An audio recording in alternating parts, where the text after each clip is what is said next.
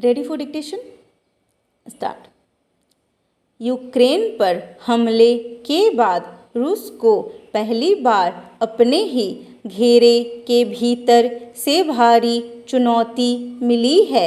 वहाँ के भारे के सैनिकों के संगठन वैगनर ने रूसी प्रशासन के खिलाफ बगावत कर दी। तख्तापलट की घोषणा के साथ ही वैगनर की टुकड़ियां मॉस्को की तरफ कूच कर गईं। स्वाभाविक ही इससे व्लादिमीर पुतिन प्रशासन में हड़कंप मच गया। हालांकि पुतिन ने कुशल रणनीति के साथ इस बगावत को शांत करने में कामयाबी हासिल कर ली, मगर उसकी मुश्किलें समाप्त नहीं हुई है।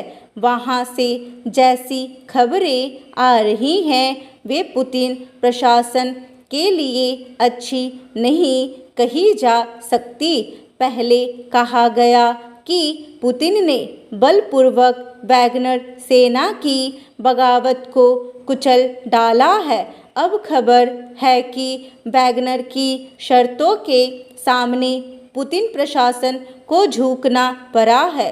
बगावत के दौरान ही जिस तरह रूसी उप विदेश मंत्री अचानक चीन पहुँचे और वहाँ के विदेश मंत्री से बातचीत की, उससे भी स्पष्ट संकेत मिला कि रूस में सब कुछ ठीक ठाक नहीं चल रहा है।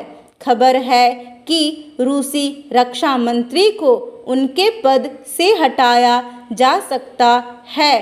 खबर तो यहाँ तक आई कि पुतिन ने मॉस्को छोड़ने का फैसला कर लिया है, मगर क्रेमलिन ने इस खबर का खंडन किया। दरअसल यूक्रेन पर हमले में रूस ने वैगनर सेना के लड़ाकों को भी भारी संख्या में तैनात किया था। पिछले दिनों वैगनर प्रमुख येवगेनी प्रिगोजिन ने आरोप लगाया कि रूसी सेना प्रमुख उसकी रणनीतियों में बेजा दखल दे रहे हैं। उन्हें तत्काल पद से हटाया जाना चाहिए, मगर पुतिन प्रशासन का सकारात्मक रुख नजर नहीं आया तो प्रिगोजिन ने वैगनर सेना को मॉस्को की तरफ कूच करने का आदेश दे दिया। बता दें कि वैगनर सेना में 25 से 30 हजार लड़ाके सैनिक हैं जो अत्याधुनिक हथियारों से लैस हैं। वैगनर के मॉस्को की तरफ कूच करते ही पुतिन ने वहां के टेलीविज़न पर जनता को संबोधित किया और वैगनर की बगावत को देशद्रोह बताया। इसके साथ ही आतंकवाद निरोधक कानून लागू कर दिया गया और वैगनर के खिलाफ रूसी सेना को सड़कों पर उतार दिया। आखिरकार वैगनर प्रमुख ने अपनी टुकड़ियों को मॉस्को कूच से रोक दिया। पुतिन प्रशासन ने घोषणा की कि वह वैगनर सैनिकों के खिलाफ किसी तरह की कानूनी कार्रवाई नहीं करेगा। उन्हें बेलारूस में ठहरने को कहा गया। इस तरह रूस में एक बड़ा खून खराबा होने से टल गया, मगर वहाँ अभी विद्रोह की स्थितियाँ खत्म नहीं हुई हैं। रूस ने यूक्रेन पर हमला किया था तब पूरी दुनिया से इसके खिलाफ प्रतिक्रियाएं आनी शुरू हो गई थीं। सबने इसे पुतिन की जीत बताया था। बातचीत की कोई व्यवहारिक पहल नहीं की गई, बल्कि रूस ने अलग अलग बहाने बनाकर यूक्रेन को तबाह करने की नीयत से भयावह हमले किए।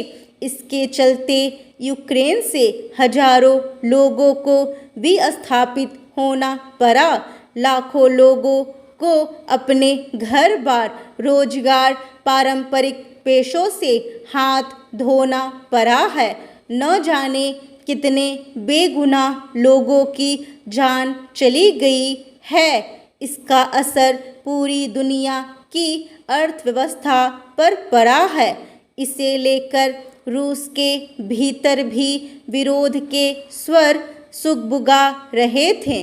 दरअसल रूस में पुतिन के कामकाज के तरीकों को लेकर भी लोगों में असंतोष है।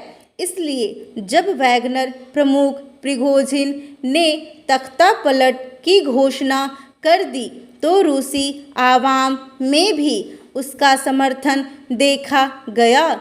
इस तरह न सिर्फ पुतिन के अजेय होने का तिलिस्म टूट गया है, बल्कि यूक्रेन में भी उनकी स्थिति कमज़ोर और जटिल हो गई है।